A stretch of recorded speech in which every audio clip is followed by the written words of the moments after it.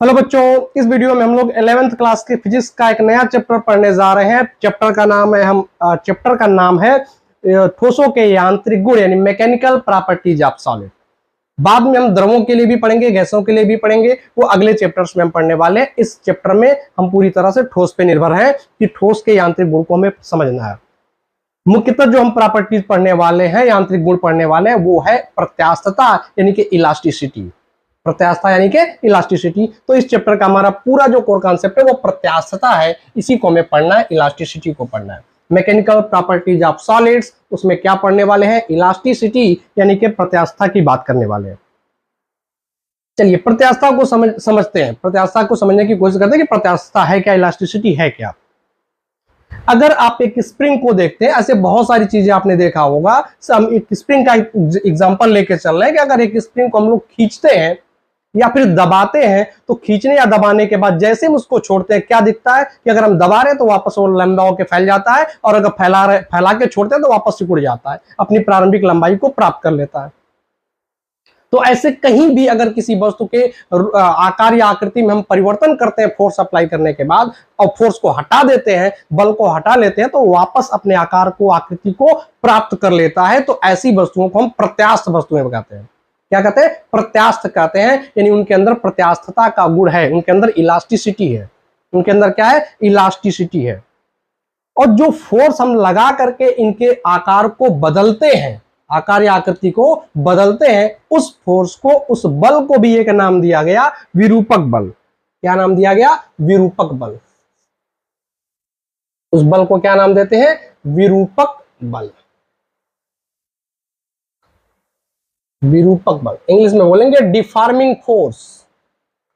Deforming force, ऐसा force, ऐसा बल जो किसी वस्तु के आकृति या आकार में क्या करता है? परिवर्तन कर देता है। आकृति या आकार में परिवर्तन कर देता है, उसे हम डिफॉर्मिंग फोर्स कहते हैं, विरूपक बल कहते हैं। परिभाषा आप लिख लीजिए, ऐसा बल जो किसी वस्तु के आकार अथवा आकृति में परिवर्तन करता है, उसे हम विरूपक बल कहते हैं, डिफॉर्मिंग फोर्स कहते हैं। तो जब भी किसी वस्तु पर अगर डिफॉर्मिंग फोर्स लगाया जाएगा, विरूपक बल लगाया जाएगा, तो देखने में वो कई तरह के बिहेवियर्स दिखा सकता है। हो सकता है कि जैसे ही हम विरूपक बल को हटाएं, वो वापस अपनी प्रारंभिक अवस्था में आ जाए, अपने प्रारंभिक आकार और आकृति को प्राप्त कर ले। प्रारंभिक आकार अथवा आकृति को क्या करे? प्राप्त कर ले। तो अगर अपनी प्रारंभिक आकृति अथवा आकार को पूरी तरह से प्राप्त कर लेती है, तो ऐसी वस्तु को हम लोग बोलते हैं पूर्णतः प्रत्यास्थ वस्तु बोलते हैं। पूर्णतः प्रत्यास्थ वस्तु बोलते हैं। क्या बोलते हैं? पूर्णतः प्रत्यास्थ, यानी परफेक्टली इलास्टिक है। वो क्या है? इलास्टिक है। और उस वस्तु के गुण को हम क्या कहेंगे? इलास्टिसिटी यानी कि प्रत्यास्थता। तो कुछ डिफिनीशन वगैरह भी हम इसमें साथ में लिखते चलें तो ज्यादा बेटर रहेगा, नोट्स भी आपका तैयार हो जाएगा। तो सबसे पहला हेडिंग डालिए विरूपक बल, और इसकी डिफिनीशन लिखिए कि विरूपक बल वह बल है जो किसी वस्तु के आकृति अथवा आकार में परिवर्तन कर देता है। विरूपक बल वह बल है जो किसी वस्तु के आकार अथवा आकृति में परिवर्तन कर देता है। याद हो गया? लिख लीजिए, विरूपक बल वह बल है जो किसी वस्तु के आकार अथवा आकृति में परिवर्तन कर देता है या परिवर्तन करता है। क्लियर है? चलिए अब इसके बाद हेडिंग डालिए प्रत्यास्थता। प्रत्यास्थता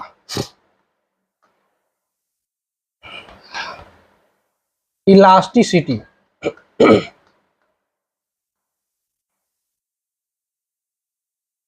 प्रत्यास्थता, इलास्टिसिटी, ये गुण क्या है? तो प्रत्यास्थता किसी वस्तु का ऐसा गुण है या वह गुण है जिसके कारण अगर हम वस्तु से विरूपक बल को हटा लें, डिफॉर्मिंग फोर्स को हटा लें, तो वह वापस पुनः अपने प्रारंभिक आकृति अथवा आकार को प्राप्त कर लेता है। प्रत्यास्थता किसी वस्तु का वह गुण है जिसके कारण विरूपक बल हटाने के बाद वस्तु पुनः अपने प्रारंभिक आकार अथवा आकृति को प्राप्त कर लेती है। लिख लिया? चलिए लिखिए, फिर से लिख लीजिए, सुन लीजिए।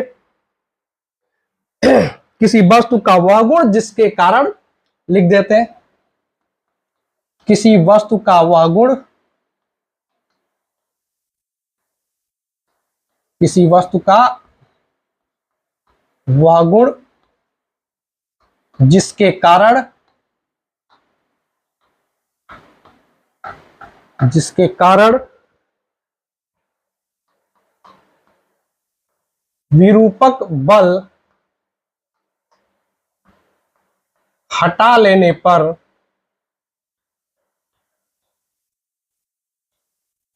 पर वस्तु अपने प्रारंभिक आकार अथवा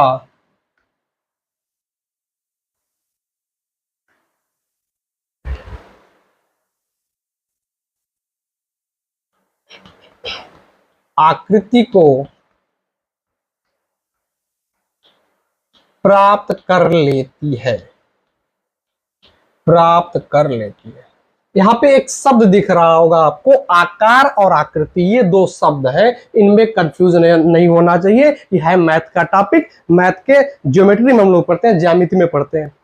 आकार और आकृति का मतलब क्या, बेसिक एक सिंपल सा अंतर दोनों में है। हम इससे समझ पाएंगे कि आकार का मतलब क्या है कि उसकी माप, मतलब लंबाई, चौड़ाई, ऊंचाई, जो भी उसके अंदर है। अगर वृत्त है तो त्रिज्या, गेंद है स्फेयर है तब भी त्रिज्या। तो उसका जो माप है वो बदले तो आकार बदल रहा है, माप बदले तो आकार बदल रहा है। और आकृति का मतलब क्या, उसका रूप, किस आकार का वो दिख रहा था। अगर गेंद था तो गेंद जैसा ही दिखे वो उसका आकृति है, चाहे छोटी गेंद हो या बड़ी गेंद हो, दोनों की आकृति समान है, दोनों गेंद है। अगर हम दो गेंद ले लें, एक छोटी गेंद एक बड़ी गेंद, तो दोनों की आकृति एक समान है। हम दो वर्ग ले लें तो दोनों की आकृति एक समान है, भले उसमें एक की भुजा छोटी हो एक की भुजा बड़ी हो, इन दोनों की आकृति एक जैसी, इन दोनों की आकृति एक जैसी है। तो आकृति का मतलब उसका रूप कैसा, किस रूप में वो दिखाई दे रहा है। अगर हम इसको दबा के पिचका दें तब इसका आकृति बदल जाएगा, तब इसकी आकृति क्या होगी, बदल जाएगी। यहाँ बीच से दबा दें और गेंद इस तरह से कुछ दिखने लगे तो इसकी आकृति बदल गई। आकृति का मतलब सीधा सा मतलब है रूप उसका कैसा है। और आकार का मतलब क्या है, उसकी साइज, परिमाप उसका बदल जाए। जैसे इन दोनों का परिमाप अलग अलग है, दोनों का परिमाप, इन दोनों का जो आकार है वो अलग अलग है, क्योंकि इसकी भुजा ज्यादा है, इसकी भुजा छोटी है। ये गेंद, इस गेंद और इस गेंद का आकार अलग अलग है, क्योंकि इसकी त्रिज्या ज्यादा है, इसकी त्रिज्या कम है। तो आई होप अब आप आकृति और आकार को समझ पाए होंगे। तो विरूपक बल लगा करके हम किसी वस्तु की आकृति भी बदल सकते हैं और आकार भी बदल सकते हैं, दोनों चीजों को बदला जा सकता है। तो प्रत्यास्था क्या गुण है, कैसा गुण है, ऐसा गुण है कि अगर हम विरूपक बल को हटा लें तो वस्तु अपने प्रारंभिक आकृति अथवा आकार को प्राप्त कर लेती है। ऐसे गुण को हम क्या नाम देते हैं, प्रत्यास्थता नाम देते हैं। और इसमें जो विरूपक बल लगाया गया था, उस विरूपक बल को भी हम एक नाम दे देते हैं, प्रत्यास्थ विरूपक बल। क्या बोलते हैं, प्रत्यास्थ विरूपक बल नाम दे सकते हैं। कई किताबों में ऐसा लिखा हुआ है कि जो विरूपक बल होता है उसे हम प्रत्यास्थ विरूपक बल बोलते हैं। अगर वस्तु प्रत्यास्था का गुण रखती है तो जो विरूपक बल होगा वो प्रत्यास्थ विरूपक बल होगा। अगर कभी कभी क्या होगा कि जिसपे हम विरूपक बल लगा रहे हैं वस्तु प्रत्यास्थ है, छोड़ने के बाद वापस आ जाती है।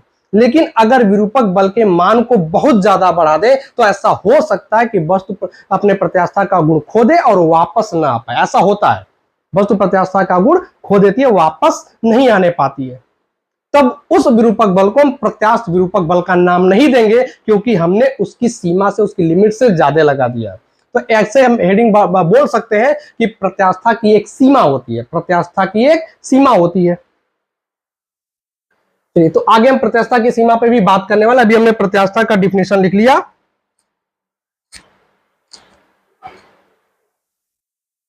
अब कुछ और छोटी छोटी डिफिनेशन। अगला हम पढ़ेंगे पूर्ण प्रत्यास्थ वस्तु। अगला हेडिंग क्या लिखेंगे, पूर्ण प्रत्यास्थ वस्तु। पूर्ण प्रत्यास्थ वस्तु क्या है, परफेक्ट इलास्टिक बॉडीज क्या है, परफेक्ट इलास्टिक बॉडीज क्या है। तो ऐसी वस्तुएं जो विरूपक बल हटाने के बाद अपने प्रारंभिक आकार अथवा आकृति को पूर्णता प्राप्त कर लेती है। आप डिफिनेशन नोट कर लीजिए इसी रूप में कि पूर्णता प्रत्यास्थ वस्तुएं वे वस्तुएं हैं जो विरूपक बल हटाने के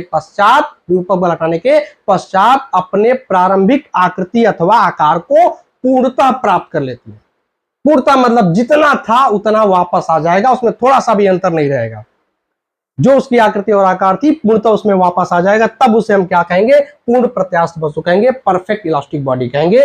हालांकि ऐसी कोई बॉडी दुनिया में मौजूद नहीं है, यानी पूर्णतः प्रत्यास्थ वस्तु नाम की कोई चीज नहीं है, लेकिन कुछ चीजों को हम पूर्णतः प्रत्यास्थ मान लेते हैं क्योंकि उनमें प्रत्यास्थता का गुण बहुत अधिक होता है, वह लगभग अपने आकार को प्राप्त कर लेती हैं, तो उनको हम पूर्ण प्रत्यास्थ वस्तुओं के रूप में मान सकते हैं। वो वस्तुएं क्या क्या है? एक है quartz,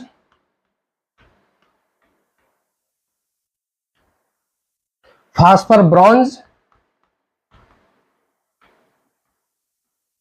phosphor bronze. Phosphor bronze क्या होता है? ये तांबे की मिश्र धातु होती है, आप नोट कर लीजिए, ये तांबे की मिश्र धातु है, तांबे की मिश्र धातु है जिसमें टिन और फास्फोरस मिलाया जाता है। तांबे में टिन और फास्फोरस मिला करके ये बनाया जाता है, यानी फास्फोरस की मिश्र धातु है जिसमें टिन और फास्फोरस को मिलाया गया होता है। क्या करते हैं हम लोग? तांबे में टिन और फास्फोरस मिलाकर के फास्फर ब्रॉन्ज बनाया जाता है। ये तांबे की एक मिश्र धातु है, इसको भी पूर्णतः प्रत्यास्थ माना जाता है। एक और हम मान सकते हैं हाथी दांत, हाथी दांत को भी पूर्णतः प्रत्यास्थ माना जाता है। तो आप नोट्स में क्या लिखेंगे कि वे वस्तुएं जो विरूपक बल हटाने के पश्चात अपने प्रारंभिक आकार अथवा आकृति को पूर्णतः प्राप्त कर लेती हैं, पूर्ण प्रत्यास्थ वस्तुएं कहलाती हैं। वास्तव में पूर्णतः प्रत्यास्थ वस्तु कोई नहीं होती है, लेकिन कुछ वस्तुओं को पूर्णतः प्रत्यास्थ माना जाता है, जैसे क्वार्ट्ज, फास्फर ब्रोंज और हाथी दांत। इसके बाद अगला प्लास्टिक वस्तुएं। प्लास्टिक वस्तुएं, प्लास्टिक वस्तुएं क्या है? प्लास्टिक बॉडीज क्या है? तो प्लास्टिक वस्तुएं वे वस्तुएं हैं जिनसे विरूपक बल हटाने के बाद वह अपने प्रारंभिक आकार अथवा आकृति को नहीं प्राप्त कर सकती। पूर्णता प्राप्त करने की बात छोड़िए, उन पे विरूपक बल हटाने के बाद वो थोड़ा भी वापस नहीं आएंगी। अगर विरूपक बल लगा करके हमने जितना उसका रूप, आकार अथवा आकृति बदल दिया, उसी रूप में वो रह जाएंगी, नए आकार अथवा आकृति में ही रह जाएंगी। वापस आने का 1% भी इसमें चांस नहीं होगा। ऐसी वस्तुओं को हम लोग क्या बोलते हैं? प्लास्टिक वस्तुएं बोलते हैं। इनको एक और नाम देते हैं सुघट्य वस्तुएं। सुघट्य,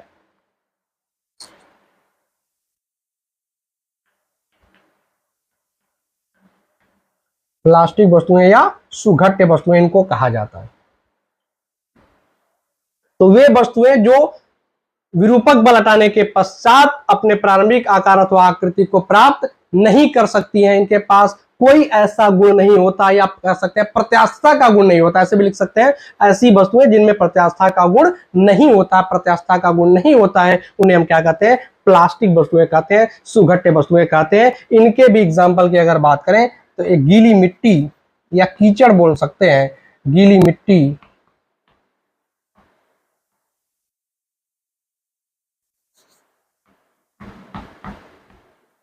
गीली मिट्टी,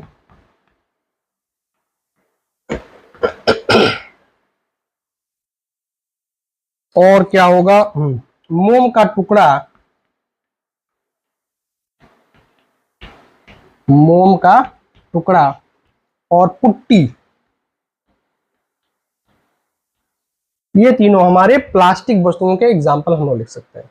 गीली मिट्टी, मोम का टुकड़ा, पुट्टी, इनके अंदर प्रत्यास्थता का गुण बिल्कुल नहीं होता, ऐसा मान लेते हैं। ठीक, इनके अंदर प्रत्यास्थता का गुण बिल्कुल नहीं होता, ऐसा मान लेते हैं, और ये हमारी क्या हो जाती है? प्लास्टिक वस्तुएं कहलाती है। तो पूर्णता प्रत्यास्थ और पूर्णता अप्रत्यास्थ एक तरह से बोल सकते हैं। अब इनके बीच में बहुत सारी वस्तुएं होंगी जिनके पास थोड़ा बहुत प्रत्यास्थता का गुण होगा, थोड़ा बहुत हल्का फुल्का होगा, उनको हम पूर्णता प्रत्यास्थ नहीं बोलेंगे। पूर्ण प्रत्यास्थ वस्तुएं वही होंगी जो पूरी तरह से वापस आ पाएंगी। अब अनगिनत अपने प्रत्यास्थ वस्तुओं को देखा होगा जिसके अंदर थोड़ा बहुत भी गुण है, उनको प्रत्यास्थ मान लेते हैं। जैसे रबड़, रबड़ भी प्रत्यास्थ वस्तु है, क्योंकि रबड़ को खींच के छोड़ते हैं, वापस अपने आकार को प्राप्त करने की कोशिश करता है। चलिए अब आगे बढ़ते हैं हम लोग। आगे हमें समझना है प्रत्यास्थता की सीमा, प्रत्यास्थता की सीमा।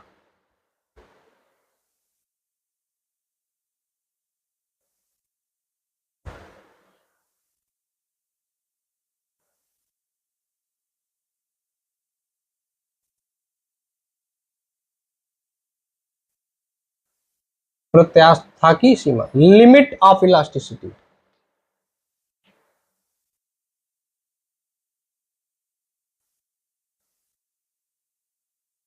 प्रत्यास्था की सीमा क्या है? हमने विरूपक बल लगाया, बस विरूपक बल लगा के छोड़ा, वस्तु वापस अपने आकार अथवा आकृति को प्राप्त करके हम उसे प्रत्यास्था बोल रहे हैं। लेकिन क्या यह हमेशा संभव होगा? क्या हम विरूपक बल का मान बढ़ाते चले जाएं तो हर बार वस्तु अपने प्रारंभिक आकार अथवा आकृति को प्राप्त कर पाएगी? तो ऐसा नहीं है। अगर हम विरूपक बल का मान एक सीमा से अधिक कर देंगे तो वस्तु अपना प्रत्यास्था का गुण खो देगी और वापस अपने आकृति अथवा आकार को प्राप्त नहीं कर पाएगी।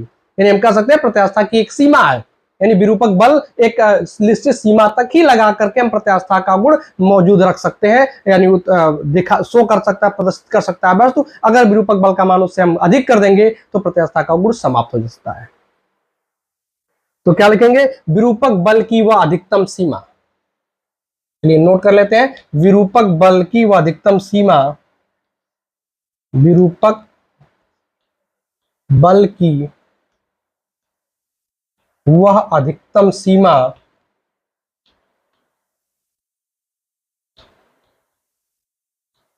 विरूपक बल की वह अधिकतम सीमा जिसके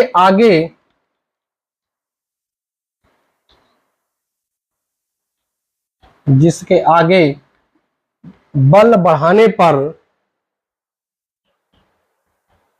जिसके आगे बल बढ़ाने पर वस्तु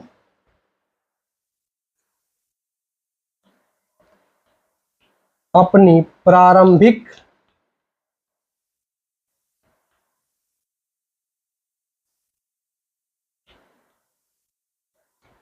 आकार अथवा आकृति को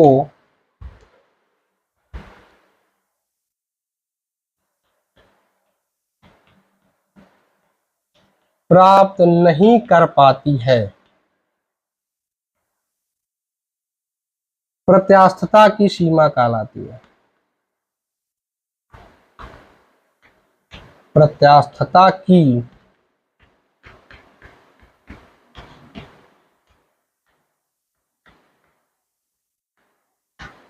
सीमा कहलाती है। अब जो प्रत्यास्था की सीमा है वह विभिन्न वस्तुओं के लिए अलग अलग होगा। हर वस्तु की प्रत्यास्था की सीमा अलग अलग है, सबका एक समान नहीं होगा, सबका क्या होगा? अलग अलग होगा। यानी हर वस्तु की जो प्रत्यास्था का गुण है वो अलग अलग है, कोई अधिक प्रत्यास्था, कोई कम प्रत्यास्था है, सबके गुण क्या होगा? अलग अलग होगा। ठीक, ये बात हुई प्रत्यास्था के सीमा की। तो आप इतना नोट कर लीजिए, ये आपका डेफिनेशन या नोट्स तैयार हो जाएगा।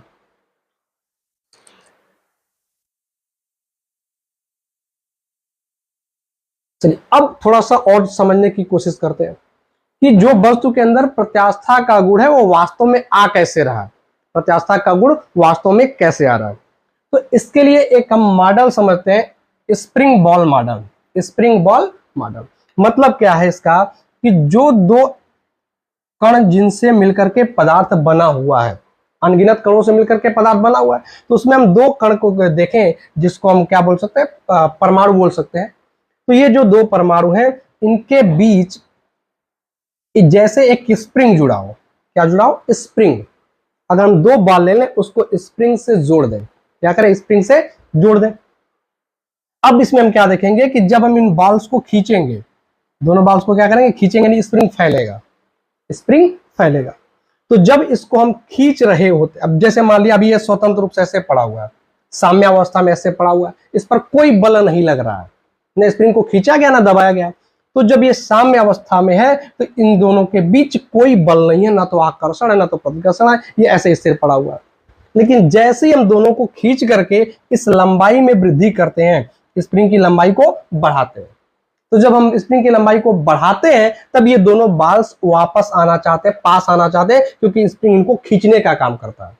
तो जब इस एक साम्य स्थिति से हम इसको दूर ले जाने की कोशिश कर रहे हैं तब इनके बीच आकर्षण बल लग रहा है, दोनों एक दूसरे को खींच रहे हैं अपनी तरफ। और जब इसको हम दबाते हैं, जब इसको हम क्या करते हैं? दबाते हैं ऐसे, तो जब ये दबा देंगे यानी जो स्प्रिंग की लंबाई होगी वो कम करेंगे, तब ये दोनों के दूसरे को क्या करेंगे? प्रतिकर्षित करेंगे, दूर जाना चाहेंगे।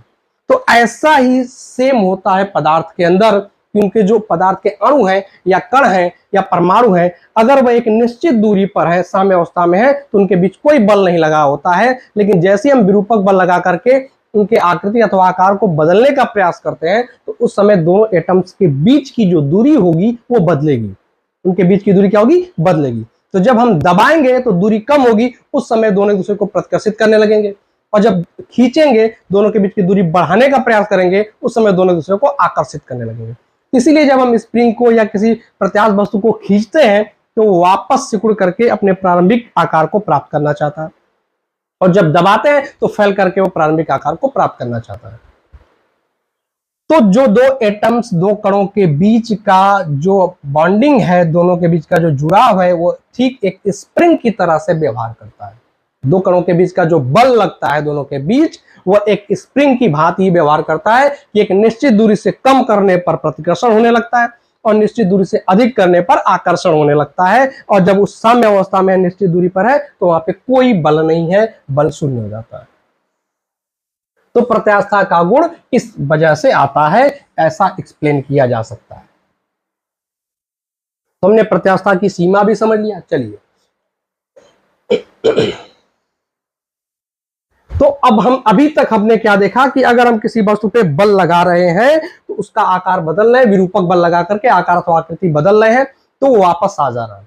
अब कोई भी चीज अगर किसी दिशा में जा रही है तो बिना बल के तो संभव है नहीं। अगर हम खींच रहे हैं, बल लगा रहे हैं, तभी उसका आकार बदल रहा है, तो वापस अगर वो अपने आकार को प्राप्त कर रहा है, मतलब वहां भी कोई ना कोई बल है।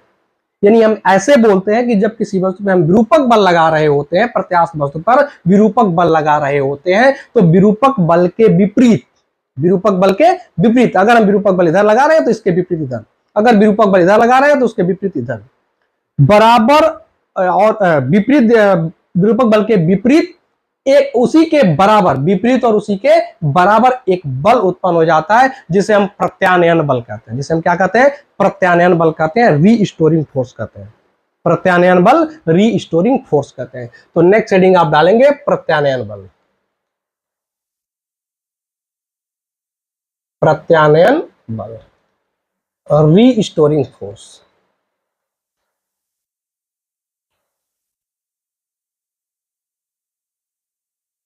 प्रत्यानयन बल, रीस्टोरिंग फोर्स। प्रत्यानयन बल, रीस्टोरिंग फोर्स क्या है? जब किसी प्रत्यास्थ वस्तु पे हम विरूपक बल लगाते हैं, आप नोट करिए, जो बोल रहे हो लिखते जाइए। जब किसी प्रत्यास्थ वस्तु पर हम विरूपक बल लगाते हैं, तो विरूपक बल के विपरीत दिशा में उतने ही परिमाण का या उसी के बराबर एक नया बल उत्पन्न हो जाता है, जिसे प्रत्यानयन बल कहते हैं। जब हम किसी वस्तु पर विरूपक बल, जब किसी प्रत्यास्थ वस्तु पर विरूपक बल लगाते हैं, तो विरूपक बल के बराबर परंतु विपरीत दिशा में एक बल लगने लगता है या बल उत्पन्न हो जाता है, जिसे हम क्या कहते हैं? प्रत्यानयन बल कहते हैं, रीस्टोरिंग फोर्स कहते हैं। यह बल क्या करता है? यह बल वस्तु को उसकी प्रारंभिक अवस्था में लाना चाहता है, यानी प्रारंभिक आकार अथवा आकृति प्राप्त कराना चाहता है। बात क्लियर है? तो क्या लिख सकते हैं? जब किसी प्रत्यास्थ वस्तु पर विरूपक बल को कहीं कहीं प्रत्यारोपित बल भी लिखा हुआ मिलेगा, तो कंफ्यूज नहीं होंगे, वही चीज है, विरूपक बल या प्रत्यारोपित बल भी लिख सकते हैं। तो जब किसी प्रत्यास्थ वस्तु पर विरूपक बल लगाते हैं तो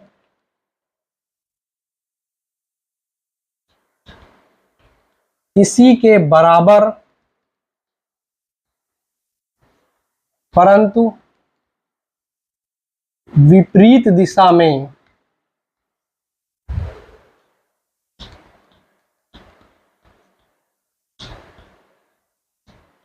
एक बल उत्पन्न हो जाता है। ये बल वस्तु के अंदर उत्पन्न हो जाता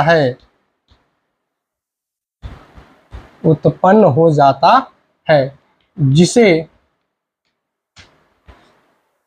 प्रत्यानयन बल कहते हैं।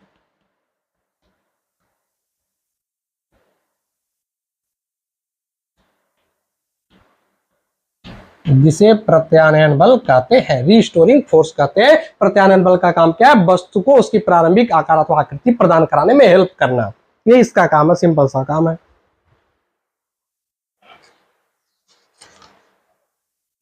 चलिए अब आगे बढ़ते हम लोग। अगली टॉपिक हमारा है प्रतिबल, स्ट्रेस। प्रतिबल स्ट्रेस क्या है? जब किसी वस्तु में विरूपक बल लगा रहे हैं, प्रत्यानयन बल आ जा रहा है अपने आप, तो जो प्रत्यानयन बल आता है वो हम ये देखते हैं कि उस वस्तु के प्रति एकांक क्षेत्रफल पर कितना प्रत्यानयन बल उत्पन्न हो रहा है, वो उस वस्तु के लिए क्या कहलाएगा? प्रतिबल कहलाएगा। क्या कहलाएगा? वो प्रतिबल कहलाएगा। क्या कहलाएगा? प्रतिबल कहलाएगा। जब किसी वस्तु पर हम विरूपक बल लगा रहे होते हैं, उसमें प्रत्यानयन बल उत्पन्न हो जाता है। हम ये देखते हैं कि उस वस्तु के एकांक क्षेत्रफल पर, अब वो क्षेत्रफल कहाँ का लेना? जिस क्षेत्रफल पर, जिस पृष्ठ पर हम बल लगा रहे हैं या जिस पर प्रत्यानयन बल उत्पन्न हो रहा है। पूरे वस्तु का क्षेत्रफल नहीं लेना है, सिर्फ वो क्षेत्रफल लेना जिस पर प्रत्यानयन बल उत्पन्न हो रहा है, जितने पर लग रहा होगा। उसके एकांक क्षेत्रफल पर जितना भी प्रत्यानयन बल लग रहा है, उत्पन्न हो रहा है, उसी प्रत्यानयन बल को हम लोग क्या नाम देते हैं? प्रतिबल नाम देते हैं। क्या नाम देते हैं? प्रतिबल, यानी कि स्ट्रेस नाम देते हैं। तो डिफिनीशन क्या लिखेंगे इसका? इसका डिफिनीशन एक लाइन में लिखेंगे, एकांक क्षेत्रफल पर लगने वाले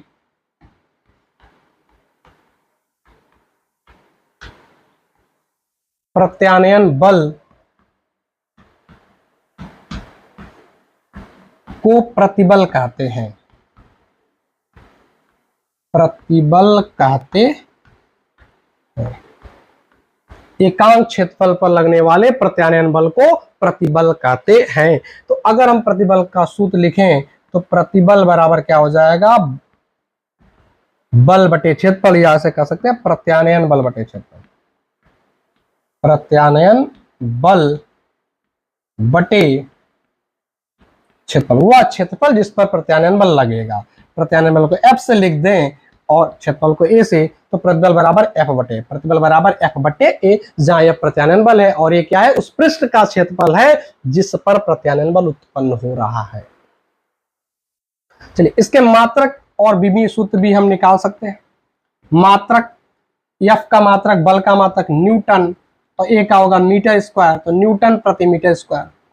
विमीय सूत्र यानी विमाएं अगर इसका निकालें तो बल का होता MLT-2 और नीचे क्षेत्रफल का हो जाएगा L स्क्वायर। L से L कैंसिल हो जाएगा, एक L बचेगा, उसको ऊपर ले जाएंगे तो ML पर -1, T पर -2, तो ML -1 -2 इसका विमीय सूत्र हो जाएगा। ML -1 T -2 इसका विमीय सूत्र हो जाएगा। तो चलिए प्रतिबल हो गया। इसके बाद हमने क्या लिया? प्रतिबल का मात्रक और विमीय सूत्र भी निकाल लिया। इतनी बातें हमने कर ली। अब देखिए प्रतिबल कितने प्रकार का होगा। प्रतिबल कितने प्रकार का होगा? हम वस्तु के आकृति और आकार में कई तरीके से परिवर्तन कर सकते हैं। अलग अलग तरीकों से परिवर्तन करेंगे तो उसी रूप में प्रतिबल भी कई प्रकार का हो जाएगा। तो अब किस तरह से हम परिवर्तन कर रहे हैं उस पर हमारा डिपेंड करेगा कि प्रतिबल क्या होगा। तो प्रतिबल हम जो देखते हैं वो 3 प्रकार के देखते हैं। प्रतिबल कितने प्रकार के होंगे? 3 प्रकार के। प्रतिबल कितने प्रकार के हो जाएंगे? 3 प्रकार के हो जाएंगे।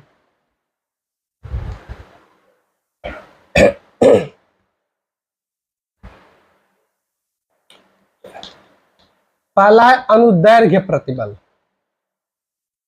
अनुदैर्घ्य प्रतिबल,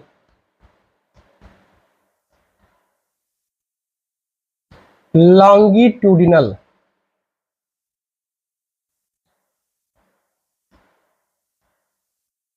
लॉन्गिट्यूडिनल स्ट्रेस। दूसरा है आयतन प्रतिबल।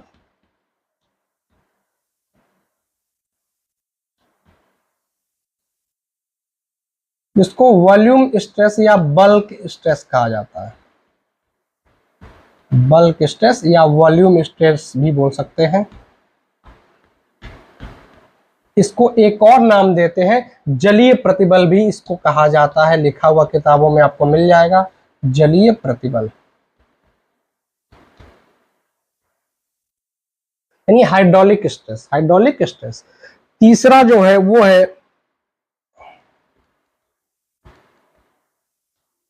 अपरूपण प्रतिबल।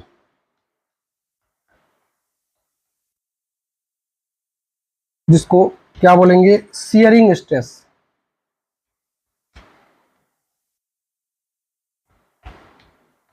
क्या बोलेंगे, शियरिंग स्ट्रेस। तो अपरूपण प्रतिबल, शियरिंग स्ट्रेस, आयतन प्रतिबल या जलीय प्रतिबल और अनुदैर्ध्य प्रतिबल। अनुदैर्ध्य प्रतिबल, तो ये तीन तरह के प्रतिबल हैं, अनुदैर्ध्य प्रतिबल, आयतन प्रतिबल और अपरूपण प्रतिबल।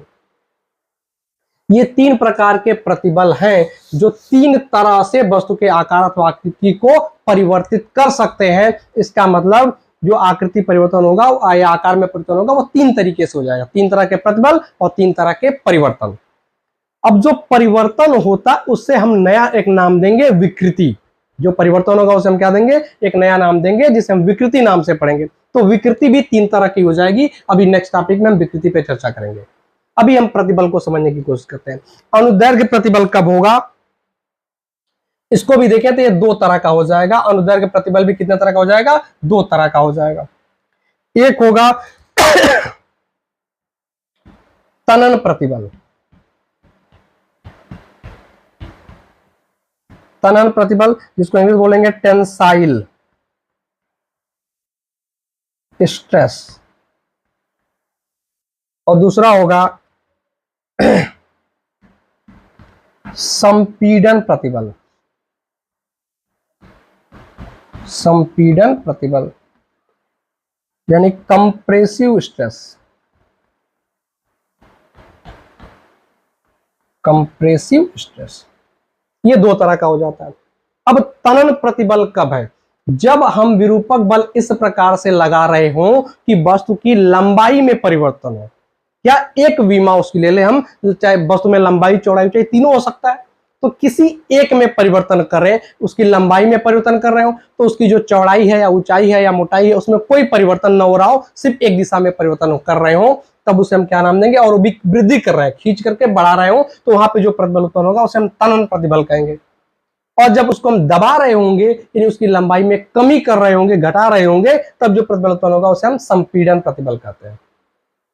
यानी जो हम विरूपक बल लगाते हैं, विरूपक बल लगाते हैं तो विरूपक बल के दिशा में ही अगर किसी वस्तु की लंबाई में परिवर्तन हो रहा है तो वहां पे जो प्रतिबल उत्पन्न होगा वो क्या कहलाएगा, अनुदैर्घ्य प्रतिबल कहलाएगा। दो तरह का हो सकता है, तनन और संपीड़न। अगर लंबाई में वृद्धि हो रही है तो तनन और कमी हो रही है तो संपीड़न। तो हम इसकी परिभाषा क्या लिख सकते हैं, तनन प्रतिबल का परिभाषा क्या लिख सकते हैं, तनित अवस्था में, क्या लिखेंगे, तनित अवस्था में, तनित अवस्था में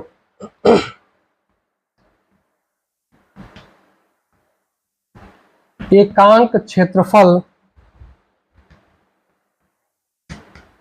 पर कार्यरत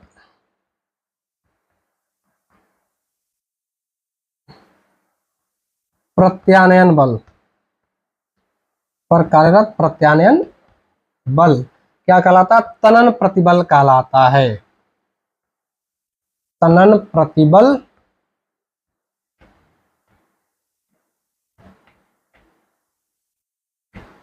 कहलाता है।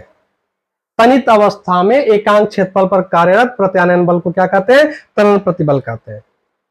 अनुदैर्घ्य प्रतिबल क्या होता है, अनुदैर्घ्य प्रतिबल की परिभाषा अगर हम लिखना चाहें तो क्या लिख सकते हैं कि जब विरूपक बल इस प्रकार से लगाया जाता है कि किसी वस्तु की सिर्फ एक विमा में यानी लंबाई चौड़ाई या ऊंचाई में परिवर्तन हो रहा हो, किसी एक विमा में परिवर्तन हो रहा हो, वृद्धि हो चाहे कमी हो, तो वहां पे एकांक क्षेत्रफल पे जो प्रत्यानयन बल लगेगा उसे हम क्या कहेंगे, अनुदैर्घ्य प्रतिबल कहेंगे। दो प्रकार का हो जाता है, तनन प्रतिबल और संपीड़न प्रतिबल।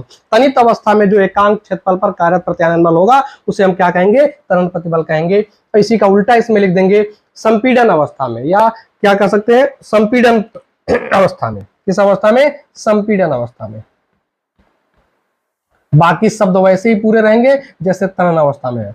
तो संपीड़न की अवस्था में एकांक क्षेत्रफल पर कार्यरत प्रत्यानयन बल को संपीड़न प्रतिबल कहते हैं। इसमें लंबाई को बढ़ाया जाता है, इसमें लंबाई को घटाया जाता है, इसमें लंबाई को बढ़ाते हैं, इसमें लंबाई को घटाते हैं। अगर एग्जांपल से हम इसको समझने करें एक डायग्राम से, कि एक तार ले लिया, पतला सा, क्या है, तार है। तार कैसा होता है, बेलनाकार मानते हैं इसको। तो एक पतला सा तार है जिसकी मोटाई बहुत कम है, यानी नगण्य के बराबर है, बहुत कम है, और इसके पास लंबाई सिर्फ है। तो अगर हम इसको खींचते हैं तो इसकी लंबाई में बहुत ज्यादा वृद्धि होगा और इसकी जो मोटाई होगी इसमें बहुत हल्का परिवर्तन, जैसे हम नगण्य मान के चल लेते हैं समय के लिए। तो क्या होगा, अगर हम इस पे विरूपक बल लगा रहे हैं तो प्रत्यानयन बल इस दिशा में लगेगा, F, प्रत्यानयन बल F इस दिशा में लगेगा। और तार की जो मोटाई है, ये जो क्षेत्रफल है अनुप्रस्थ काट का, उसको अगर हम A मान लें तो F बटे A जो कहाँ लग रहा होगा, F बटे A जो इस तार के मोटाई के एकांक क्षेत्रफल पे लग रहा होगा। इसी को हम क्या नाम देंगे, अनुदैर्घ्य प्रतिबल नाम देंगे। ये तनन की स्थिति तब है जब हम इधर खींच रहे हैं, और संपीड़न की स्थिति कब होगी, जब इसको ऊपर की तरफ दबा रहे होंगे तो प्रत्यानयन बल इधर लगेगा, तब वहां पे हम कहेंगे संपीड़न प्रतिबल। क्या बात क्लियर है? तो जब एक विमा के लिए हम देखते हैं लंबाई, चौड़ाई, ऊंचाई या किसी एक पे हम बात कर रहे होते हैं तो उसमें तनन प्रतिबल या संपीड़न प्रतिबल दो तरह के हो सकते हैं, और उस प्रतिबल को हम क्या बोलते हैं, अनुदैर्घ्य प्रतिबल बोलते हैं। दूसरा आते हैं आयतन प्रतिबल। क्या है, यहां पर जो विरूपक बल लगाया जाएगा इस प्रकार से लगाया जाएगा कि वस्तु का आयतन बदल जाए, वस्तु का आयतन बदल जाए, तो वहां पे जो प्रतिबल उत्पन्न होगा उसे हम नाम देंगे आयतन प्रतिबल। क्या नाम देंगे, आयतन प्रतिबल। बल्क स्ट्रेस या वॉल्यूम स्ट्रेस इंग्लिश में बोलते हैं, आयतन प्रतिबल हिंदी में बोलते हैं। एक और नाम है इसका जलीय प्रतिबल। क्या नाम होता है, जलीय प्रतिबल। जलीय प्रतिबल नाम रखने के पीछे कहां से रखा गया, कि अगर हम मान लें कोई एक गोला है, छोटा सा गोला है, इसको हमने क्या किया, पानी के अंदर डाल दिया। पानी के अंदर डाल दिया तो जो पानी का दबाव होगा, जल का दाब होगा, वो इसको ऐसे चारों तरफ से लगेगा, जिससे ये गेंद, जो गेंद होगी क्या होगी, वो थोड़ी सी उसकी त्रिज्या कम हो जाएगी, थोड़ी सी त्रिज्या कम हो जाएगी, जिससे उसका आयतन कम हो जाएगा, जिससे उसका आयतन कम हो जाएगा। तो यहाँ जो हमारा विरूपक बल है वो क्या कर रहा है, इसके आयतन में परिवर्तन करने का प्रयास कर रहा है या कर रहा है। तो यहाँ पे जो प्रतिबल लगेगा वो क्या करेगा, या जिसे हम क्या बोलते हैं, प्रत्यानयन बल। जो प्रत्यानयन बल लगेगा उसके विपरीत दिशा में लगेगा, विरूपक बल के विपरीत दिशा में, जो इसके अपने प्रारंभिक आयतन को प्राप्त करना चाहेगा, इसकी त्रिज्या को बढ़ाना चाहेगा। तो यहाँ पे इसके एकांक क्षेत्रफल पर, इसके एकांक क्षेत्रफल पर जो गेंद है या जो स्फीयर है उसके एकांक क्षेत्रफल पर जो लगने वाला बल होगा, प्रत्यानयन बल होगा, उसे हम क्या नाम देंगे, आयतन प्रतिबल नाम देंगे। क्या नाम देंगे, आयतन प्रतिबल नाम देंगे। सूत्र यहां भी ये बल बटे क्षेत्रफल, यहां भी सूत्र वही है, बल बटे क्षेत्रफल, बल बटे क्षेत्रफल। अगर हम मान लें कि ये टोटल बल जो बाहर की तरफ लग रहा है प्रत्यानयन बल, वो क्या F है, और जो गोला है, गोले का क्षेत्रफल अगर हम A मान लें तो F बटे A। पूरा बल हमने लिया जो पूरे इसके गेंद के पूरे सतह पे लग रहा है, पूरी सतह पर, पूरे सरफेस एरिया पर जो फोर्स लग रहा है उसे F मान लिया गया, और जो क्षेत्रफल हो क्या मान लिया, A, तो F बटे A। ये क्या हो जाएगा, एकांक क्षेत्रफल पर लगने वाला प्रत्यानयन बल निकलेगा, उसी को हम क्या कहेंगे, आयतन प्रतिबल बोलेंगे। तो इसकी डिफिनेशन हम क्या लिख सकते हैं,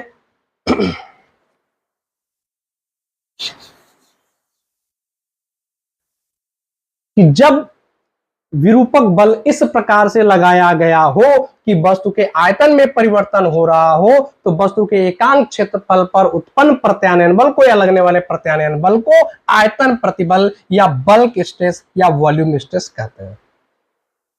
ठीक है, चलिए अब आते हैं अपरूपण प्रतिबल क्या होता है, शियरिंग स्ट्रेस क्या होता है, शियरिंग स्ट्रेस क्या होता है, अपरूपण प्रतिबल क्या होता है।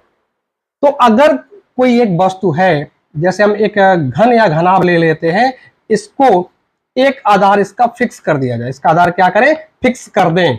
आधार को क्या किया, फिक्स कर दिया, एक जगह वस्तु रखी है, नीचे उसको चिपका दिया, अच्छे से फिक्स कर दिया कि यहां से हिल डुल नहीं सकता ये।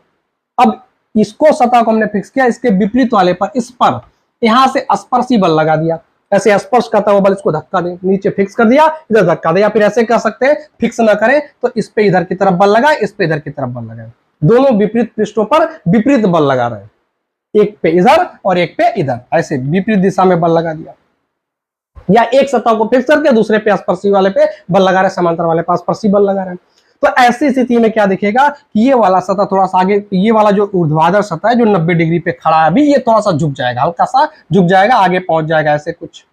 इस कोण को हम क्या मान ले, फाई। इस कोण को क्या मान ले, फाई मान लेते हैं। इस कोण को क्या मान लेते हैं, फाई मान लेते हैं। और देखते हैं कि ये जो सतह यहां से यहां तक खिसक गया, इतना इसमें परिवर्तन हुआ, अभी आगे बढ़ के यहां चला जाएगा, तो ये जो परिवर्तन जितना ये खिसका उसको अगर हम डेल्टा एक्स बोल दें, क्या बोल दें, डेल्टा एक्स। और जो दो समांतर पृष्ठ है उनके बीच की दूरी अगर एल बोल दें, क्या बोल दें, एल, जो कि हमारे घन की भुजा के बराबर होगा। तो डेल्टा एक्स बटे एल, डेल्टा एक्स बटे एल, डेल्टा एक्स बटे एल, इसको हम लोग विकृति के नाम से जानेंगे, भी आगे हम पढ़ने वाले हैं, विकृति के नाम से हम लोग जानेंगे। यहाँ पे जो प्रतिबल उत्पन्न होगा, यहाँ पे जो प्रतिबल उत्पन्न होगा उसे हम क्या नाम देंगे, अपरूपण प्रतिबल। क्या नाम देंगे, अपरूपण प्रतिबल नाम देंगे। तो इसकी डिफिनीशन क्या लिख सकते हैं, अपरूपण प्रतिबल का डिफिनीशन क्या लिख सकते हैं, तो जब किसी वस्तु पर विरूपक बल आधार को स्थिर रखते हुए उसकी सतह के समांतर लगाया जाता है। क्या लिखेंगे, जब किसी वस्तु पर विरूपक बल आधार को स्थिर रखते हुए उसकी सतह के समांतर लगाया जाता है तो समांतर फलकों के बीच सापेक्ष विस्थापन हो जाता है। ये जो समांतर फलक है इनके बीच क्या होगा, सापेक्ष विस्थापन हो जाएगा। प्रत्यारोपित स्पर्शी बलों के कारण एकांक क्षेत्रफल पर उत्पन्न प्रत्यानयन बल को अपरूपण या स्पर्शीय प्रतिबल कहते हैं। अपरूपण या स्पर्शीय एक नाम और है, हेडिंग में भी लिख सकते हैं, अपरूपण या स्पर्शीय प्रतिबल कहते हैं। ये जो प्रतिबल है ये क्या कर रहा है, एक तरह से देखें तो इस वस्तु में ऐंठन उत्पन्न कर दे रहा है। वस्तु की आकृति क्या थोड़ी सी चेंज हो जा रही है, उसका जो रूप है वो बदल जा रहा है, मतलब उसमें प्रकृति कह सकते हैं वस्तु ऐंठ जा रही है। क्या रही है, वस्तु में ऐंठन उत्पन्न करता कौन, अपरूपण प्रतिबल। जब हम किसी तार को ऐसे घुमाते हैं तो क्या होता है, उसमें ऐंठन उत्पन्न हो जाती है। तो वो ऐंठन किसकी वजह से आ रहा है, इसी अपरूपण प्रतिबल की वजह से आ रहा है, शियरिंग स्ट्रेस की वजह से आ रहा है। तो जब किसी वस्तु के एक आधार को हम फिक्स कर दें और उसके स्पर्शी जो फलक है, जो समांतर इसके फलक से विपरीत वाला, उस पर अगर स्पर्शी बल लगाएं तो क्या होगा, जो दोनों समांतर फलक होंगे उनके बीच एक विस्थापन हो जाएगा जिसे हम सापेक्ष विस्थापन नाम दे रहे हैं। सापेक्ष विस्थापन हो जाता है तो ऐसे बल को हम क्या नाम देते हैं, अपरूपण प्रतिबल देंगे। यहाँ पे जो प्रतिबल उत्पन्न होगा यानी एकांक क्षेत्रफल पर लगने वाला जो प्रत्यानयन बल होगा उसे हम क्या कहेंगे, उसे कहेंगे शियरिंग स्ट्रेस अपरूपण प्रतिबल।